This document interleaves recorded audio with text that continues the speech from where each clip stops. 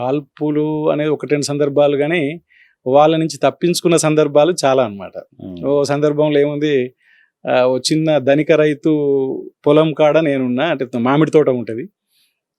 సరే దళం వేరే వేరే పనులలో ఆ రోజు దళం లేదు. ఒక్కడినే స్నానం చేసి ఆడ బావి కాడ కూర్చున్నా. కూర్చున్న సందర్భంలో పోలీసులు బిలబిలమంటూ ఉరుకొచ్చేసారు. వాళ్ళకు నేను పరిచయం లేదు. అయితే కొంచెం వైట్ లుంగీ, తర్వాత మంచి షర్ట్ వేసుకుని ఆడ కూర్చుంటే, అంటే చిన్న వయసే కాబట్టి 23 అప్పుడు నాది. ఆ రైతు కొడుకు అని అనుకున్నారు వాళ్ళు. అనుకొని, "ఏమయ్య బాబు మామిడి పండ్లు తెంపుకోవాలనా" అన్నారు.